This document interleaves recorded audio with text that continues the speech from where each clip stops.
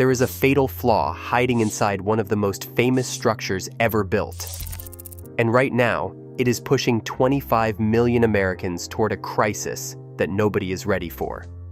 Hoover Dam, the icon, the legend, the concrete giant that turned the desert into a civilization. For nearly a century, it has kept the lights on, the taps running, and the cities growing across the American Southwest. But here is what they are not telling you.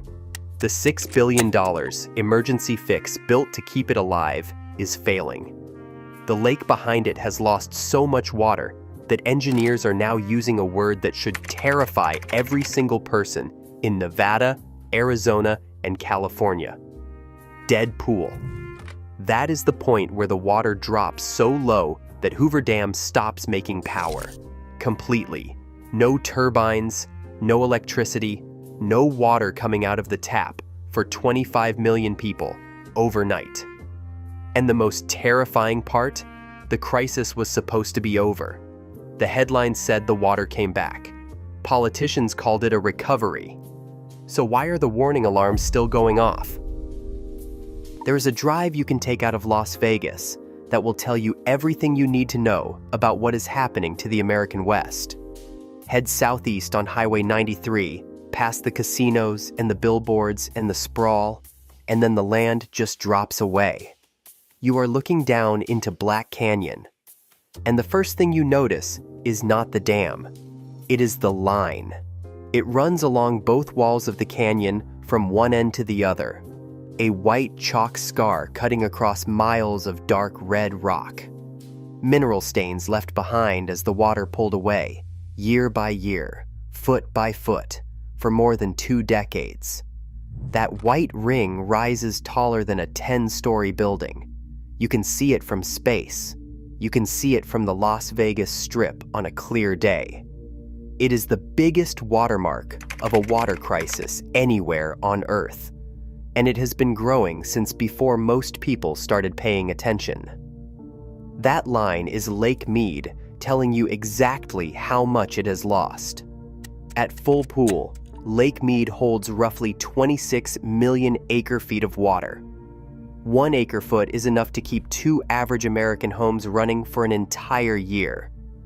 When the lake is full, the water sits at 1,221 feet above sea level. Today, even after 2 decent snow seasons in the Rockies, the lake sits somewhere around 1,070 to 1,080 feet. That is still roughly 140 feet below where it is supposed to be. Still barely more than a quarter full. A lake that was built to hold 9 full years of Colorado River flow now holds closer to 2. July 2022, it dropped to around 1,040 feet. The lowest it had been since the lake was first filled back in the 1930s. Closer to dead pool than at any point in its 90-year life. Emergency crews scrambled. Federal agencies issued shortage declarations. The word crisis appeared in headlines from Sacramento to Washington. The numbers were staggering and getting worse by the week. Then the snow came. Good winters in the Rockies pushed levels back up. Headlines called it a recovery. People exhaled. Social media filled with images of water creeping back up that white ring. Politicians pointed to the rising numbers as proof the system was working. But a 30-foot rise in a lake that is still 140 feet below full is not a recovery. It is a pause. The white ring is still there, still enormous, still climbing. And the math underneath that temporary rise has not changed at all. The water came back just enough to make people stop asking the right questions. That is the most dangerous part of all. In November of 1922, leaders from 7 states gathered at a lodge in Santa Fe, New Mexico, to divide up one of the most valuable resources in the American West. The man running the table was Herbert Hoover, then the Secretary of Commerce, years before he became president, years before the dam that would carry his name was even a blueprint. The idea seemed simple. Look at how much water the Colorado River carries every year and split it fairly among the states that need it. Arizona, California, Colorado, Nevada, New Mexico, Utah, Wyoming. 7 states, 1 river, 1 deal. They looked at flow records from the past few decades and divided up 16.5 million acre-feet per year. 7.5 million to the upper basin states, 7.5 million to the lower basin states. Another 1.5 million promised to Mexico by treaty. Everyone shook hands. Everyone went home satisfied. And they built an entire civilization on top of that agreement. There was just one problem. A massive one. A 100-year one. The flow data they used came from an unusually wet stretch of history. The late 1800s and early 1900s saw some of the heaviest Colorado River flows in centuries. A rare cluster of high water years that made the river look far bigger and more reliable than it actually was. They were not measuring the real river. They were measuring a fluke. And they wrote that fluke into law. Climate researchers at UCLA studied more than 1,000 years of tree ring data to find the river's true long-term average.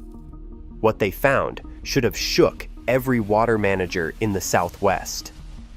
The Colorado River's real average flow is closer to 12 to 13 million acre-feet per year. In dry years, it carries less than 10 million acre-feet. The compact had promised 25 to 30% more water than the river has ever truly been able to deliver. Some scientists knew the numbers looked too generous. They raised concerns and warned that the river was being measured during an oddly favorable stretch. But the political momentum was impossible to slow. 7 states had finally agreed on something and nobody wanted to reopen the deal with smaller numbers. So they signed it, they cheered it, and they built cities, farms, power grids, and entire ways of life on top of a promise the river could never keep. For decades, Lake Mead and Lake Powell masked the lie. The stored water covered the gap every year, but that cushion is almost gone. And when a savings account hits zero, every shortfall shows up at once. The math was broken in 1922. It still is. Here is the part that stops climate scientists cold. This is not just a bad dry spell. This is not a rough decade or an unlucky stretch of low snowpack years. According to research from UCLA, what is gripping the Colorado River Basin right now is the worst drought in at least 1,200 years. Not the driest single year on record.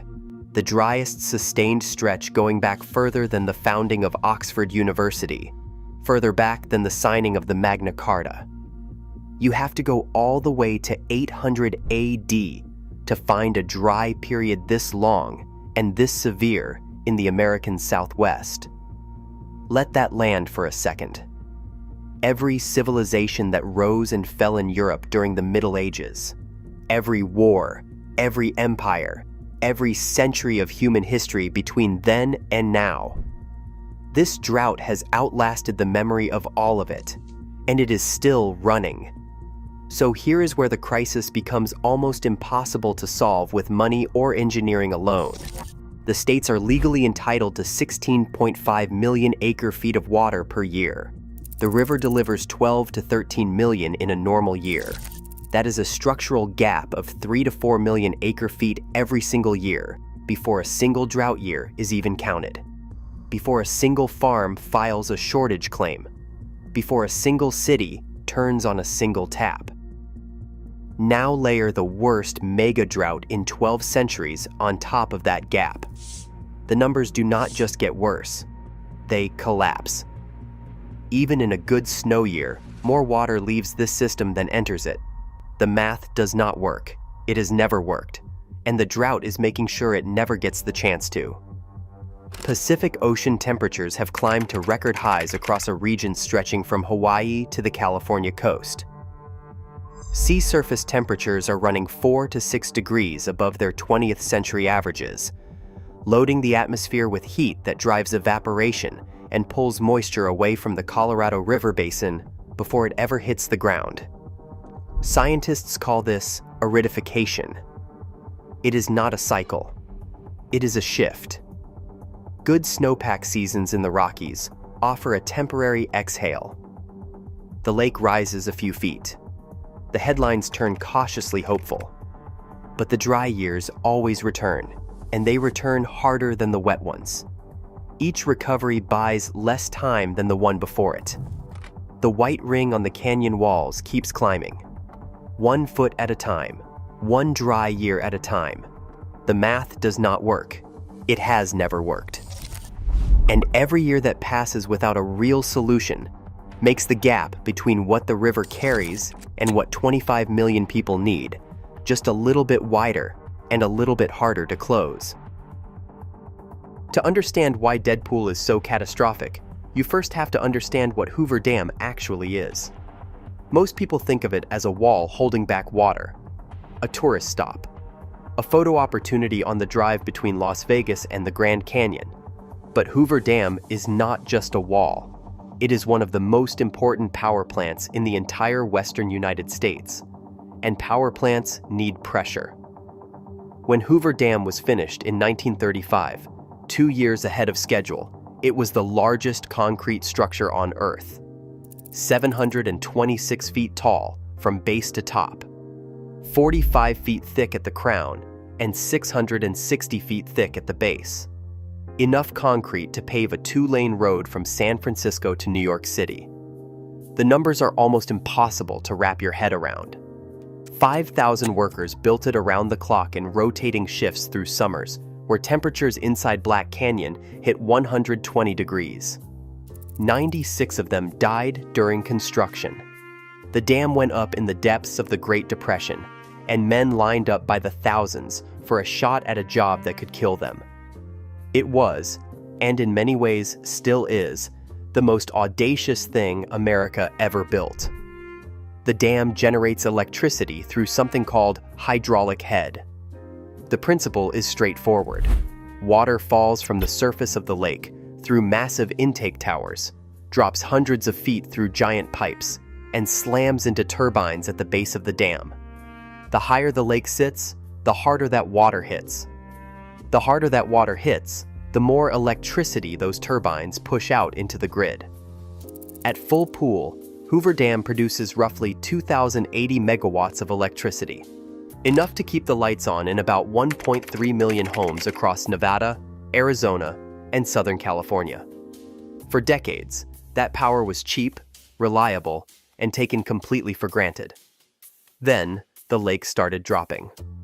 Every single foot of lost elevation cuts the force driving those turbines.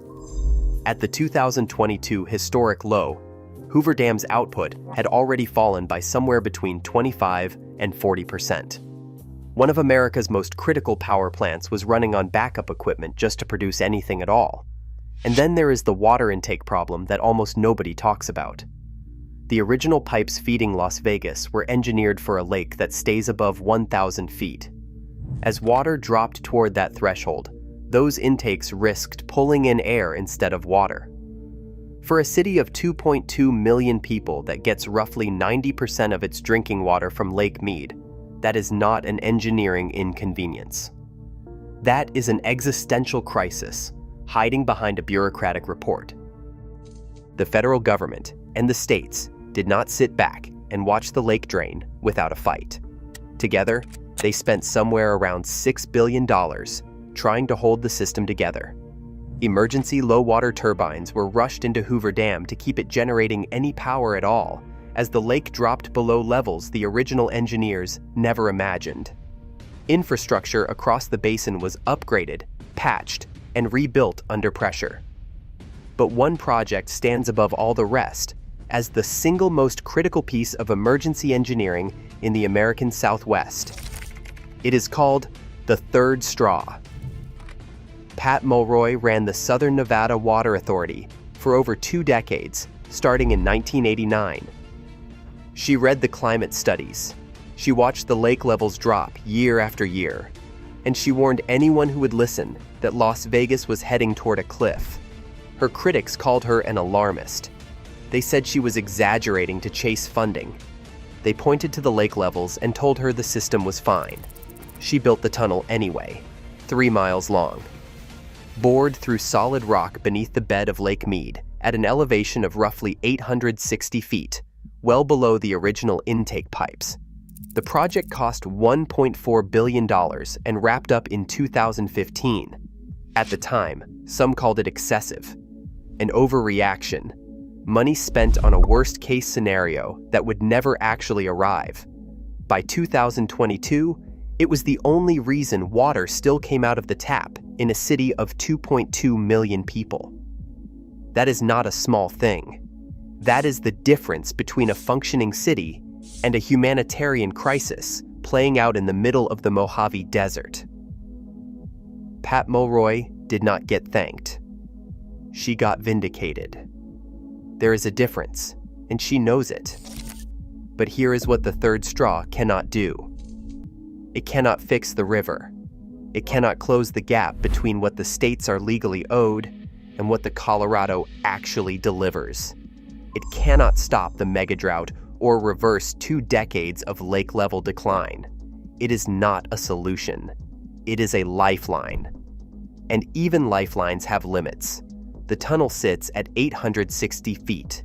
Dead Pool is 895 feet. That gap is not as wide as it sounds when you are watching the lake drop foot by foot during a dry year. A lake sitting at Dead Pool pushes even the deepest intake toward its limits.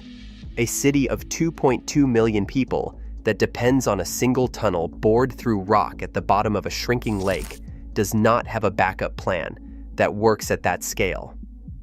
$6 billion bought something valuable. It bought time. But the clock is still running, and the lake is still dropping. The crisis at Lake Mead is not an abstract problem on a chart. It has already arrived for thousands of families who had less money and less political pull than the cities that built their skylines on Colorado River water. And the people who felt it first were not the ones who caused it. In Pinal County, Arizona, about an hour south of Phoenix, farming families watched their water disappear almost overnight. The Central Arizona Project Canal carries Colorado River water across 336 miles of open desert to reach farms and cities across the state. It is a concrete river running through cactus and sand, one of the most expensive water systems ever constructed. When the federal government declared a shortage in 2022, Pinal County farmers were among the very first to lose their allocation. They held the lowest priority water rights in the state, which meant they were first in line to take the cut. Fields that had grown cotton, alfalfa, and grain for generations went dry almost immediately. Hundreds of acres of cracked brown earth where green used to grow. A farmer named Will Lander told reporters he had dried out over 1,000 acres of working farmland. Some of these families had worked the same land across multiple generations. Now their water rights were paper promises that a shrinking river could no longer honor. The Aitken Indian community, a tribal nation in Pinal County that had farmed with water for centuries, saw their supply cut as well. For a community that spent decades fighting through courts and Congress just to secure their water rights, watching those rights evaporate in a shortage they did not create carries a weight that goes far beyond lost crops. These were not allocations handed out carelessly. They were hard-won legal guarantees, and the river ran out before it could keep them. Then the lake itself started revealing what the water had been hiding. As Lake Mead receded, it uncovered barrels containing human remains dating back to the 1970s and 1980s. A World War II-era landing craft rose from the mud near the Overton Arm, sitting undisturbed on the bottom for nearly 80 years. Each discovery made headlines, but each headline was really saying the same thing. The water is lower than it has ever been, and it keeps showing what it used to hide. Further downstream, the stakes climb even higher. The Imperial Valley in California covers 700,000 acres of desert farmland that grows 2/3 of America's winter vegetables. Lettuce, broccoli, carrots, the produce stocking grocery shelves from California to Maine. At Dead Pool, that supply does not slow down.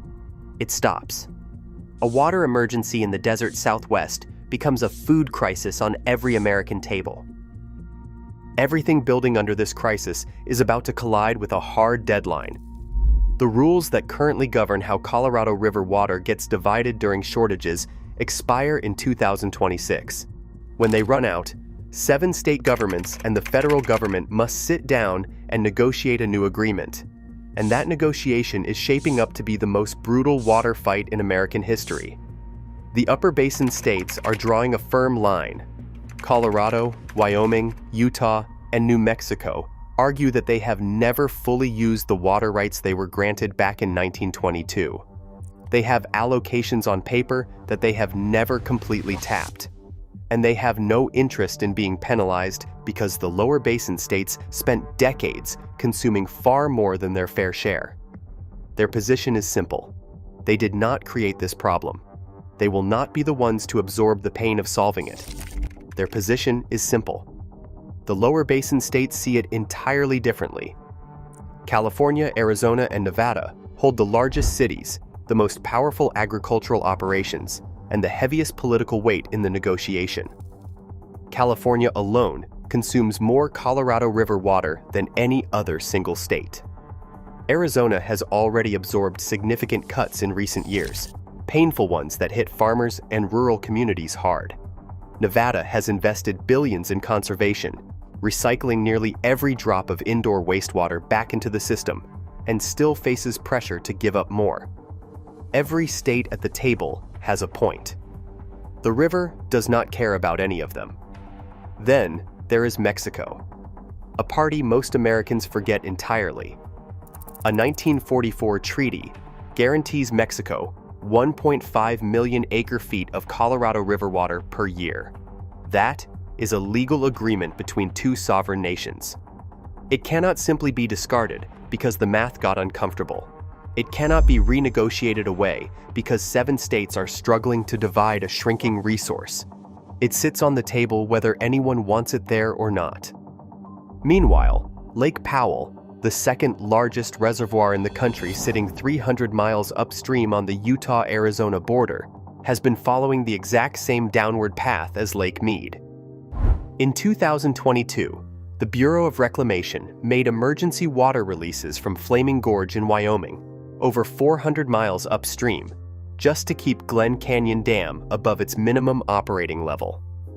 2 of the biggest man-made lakes in America were both in crisis simultaneously. The federal government was moving water from one sinking ship to another and calling it resource management. Over 100 years of negotiation have produced the same result every single time. Everyone agrees the math is broken. Nobody agrees to fix it. And the deadline is no longer somewhere in the distant future. It is already here. Pat Mulroy said it plainly years ago, long before most people were willing to admit what the numbers were already showing. The question was never whether the Colorado River would run short. It was always when, and whether anyone would act before it was too late. She stopped waiting for that answer. She spent $1.4 billion drilling through solid rock at the bottom of a shrinking lake and called it the minimum responsible thing to do. Her critics called her an alarmist. By 2022, her tunnel was the only reason Las Vegas still had running water. The river is still flowing. The dam is still standing. But Lake Mead sits 140 feet below where it was built to operate. The power output is weaker. The intakes have been rebuilt twice. The farms downstream are running on less water every year, and the river no longer reaches the sea. A river powerful enough to carve the Grand Canyon over 6 million years now dies in the Sonoran Desert, miles short of the ocean it once fed, centuries before the compact existed. 25 million people are not waiting for rain. They are waiting for 7 state governments and a federal agency to agree on who gets less. And in over 100 years of trying, not one of them has volunteered to go first. The white ring on the canyon walls keeps climbing, 1 foot at a time, marking every year of delay like a scar cut into the rock. 895 feet is not a prediction anymore. It is a direction.